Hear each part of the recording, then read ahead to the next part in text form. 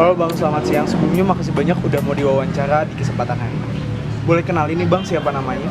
Oke, kenalin nama gue Muhammad Fauzan Akmal, biasa dipanggil Fauzan atau Ojan, Patra 18083. Selama Abang di Patra nih, kalau boleh tahu, pernah ngejabat jadi apa nih Bang? Oke, jadi dari awal masuk Patra mungkin yang di highlight ini aja sih, Bapak. Pernah jadi Komandan Lapangan Materi MPAB, terus jadi terakhir menjabat jadi Ketua Badan Perwakilan Angkatan MTM Patra ITB 2021-2022. Oke Bang, dari sekian banyak organisasi di teknik perminyakan nih Bang, kenapa Abang memutuskan untuk milih Patra jadi labuhan hati terakhir untuk berorganisasi di teknik perminyakan? Oke. Karena menurut gue yang bisa menawarkan whole package itu cuma Patra.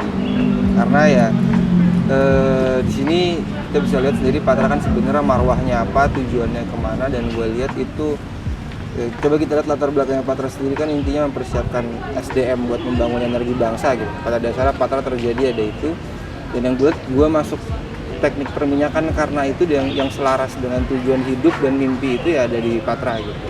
Patra juga nawarin gue macem-macem untuk orang yang mau mengambilnya juga. Jadi menurut gue Patra itu cocok buat orang-orang yang sebenarnya bukan hanya sekedar mahasiswa teknik perminyakan, tapi buat orang yang pengen belajar lebih detail organisasinya, keilmuan keprofesiannya, dan plus minusnya ada ikatan alumni, ada kekeluargaan dan kawan-kawan.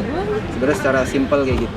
Intinya ya balik lagi panggilan hati, karena menurut gue zaman gue pertama kali masuk Patra betapa banyak orang yang ataupun Patranya sendiri yang ngasih banyak lah ke gue. Saatnya waktu itu gue balik lagi ke Patra dan ngasih sesuatu. Dan pas gue awal ngejabat kondisinya Patra itu lagi kurang evaluatif, makanya gue mau jadi ketua BP waktu itu. Kalau boleh tahu nih Bang, selama beberapa tahun di Patra, ada nggak sih 3 pengalaman atau kegiatan paling seru nih di Patra? Paling seru ya? Dan boleh ceritain kenapa nih Bang? Paling seru sebenarnya osjur dan mengosjur itu seru banget. Wisuda sama dulu menurut gue terngiang-ngiang ya, selain menjabat lah ya, sama yang gue terngiang-ngiang itu dulu gue ada namanya LKO LKL, dan menurut gue pas zaman gue kalau offline itu seru banget. LKO LKL itu latihan kepemimpinan gitu. Itu waktu itu baru masuk dan itu menurut gue banyak manfaatnya, kawan-kawan, dan gak cuma itu, kita juga ada sayembara macam-macam loh buat anak yang baru masuk Patra. Kalau osjur dan mengosjur, osjur tentunya itu lagi zaman fase-fasenya kita bangga banget lah sama himpunan gitu kan, kita mau masuk himpunan dan kawan-kawannya gitu kan. Itu banyak cerita-cerita menarik, apalagi melihat angkatan gue nggak jelas semua bentukannya kan, angkatan gue juga rada poplak semua, jadi menurut gue ya osjur itu lucu-lucuan banget sih, bahkan ya menurut gue itu manis lah kenangannya kayak gitu. Oke Bang, sekarang kita bakal main disordered, akan ada 4 pertanyaan yang bisa dijawab dengan cepat ya Bang. Yang pertama, makrab atau osjur? Osjur. Osjur online atau offline? Offline. Makan di Ganyang atau di Tamfes? Tamfes. Tidur di kosan teman atau tidur di Himpi? Himpi. Oke, makasih banyak Bang. Ini buat yang terakhir banget nih, boleh sampein kesan dan pesan buat masa Patra? Oke. Kalau kesan selama gue di Patra, gue pakai analogi yang biasa gue sampaikan, mungkin yang denger ini pasti bosan juga kalau gue nyampein ini. Gue mengasumsikan bahwa Patra itu jadi ketika osjur kita tuh di sungai. Ketika osjur tuh kita di sungai, kita baru ada di di hulunya gitu. Kita baru ada di hulunya, kita ngerakit perahu bareng sama teman-teman angkatan kita supaya kita bisa ke hilir sungai, kita bisa ke laut.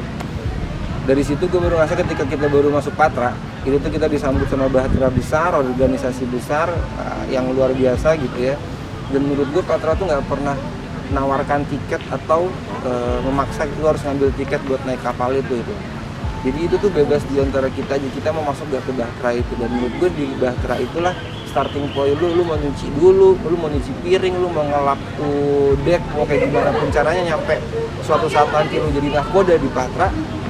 Itu tuh pengalaman-pengalaman yang gak bisa gue lupain gitu. Jadi menurut gue adalah Patra ini mengantarkan mahasiswanya atau masanya ke sebuah pulau nirwana itu gitu. Dan pulau-pulau ini sebenarnya beda-beda.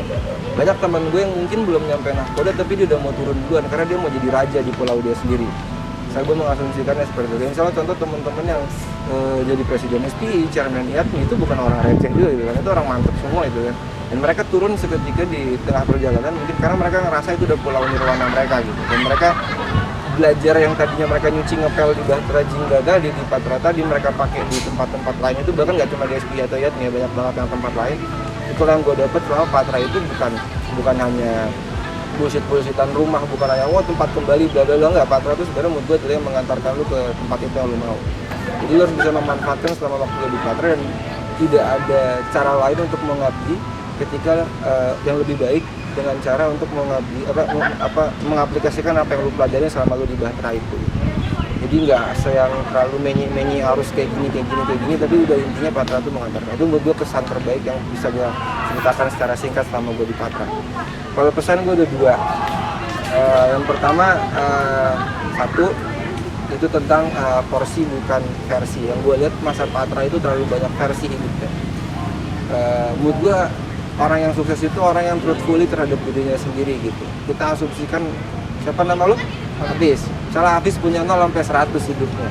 Lu berharap lu temenan sama Tabel, lu temenan sama teman-teman lu, itu lu kasih 0 sampai 80, 0 sampai 70, 0 sampai 50. Tapi lu tetap jujur terhadap diri lu sendiri. Beda dengan misalnya Hafiz ke si A lu versi A, ke si B lu versi B, ke si C lu versi C. Itu artinya lu nggak jujur sama diri lu sendiri. Lu jadi orang lain di sana kan. Mending lu memainkan porsi yang cocok buat orang tersebut. Dan yang kedua, menurut gue Patra nggak punya mental. Anak Patra tuh nggak punya mental. Mau banyak gaya kayak apa, kayak gaya merobek-robek, bla bla bla. Menurut gue zaman sekarang anak Patra tuh kekurangan terbesar nggak punya mental. Nggak mau susah, nggak mau belajar dulu, nggak mau jadi wadah kosong dulu, nggak mau ngerasain apa itu struggling dan kawan-kawan. Maunya cuma praktis, taktis, jelas, mintanya transaksional doang. Karena padahal yang paling penting adalah di sesi proses itu lo mencari itu sih pesannya. Dan yang terakhir, kalau udah masuk jurusan teknik perminyakan ya harus siap-siap kerja di lapangan, bla bla bla. Makanya gue bilang itu harus punya mental kayak gitu sih. Dan jangan lupa buat ingat satu sama lain, bantu Patra, bantu teman lingkungan teknik perminyakan, sama baik-baiklah di kampus gitu aja sih. Oh.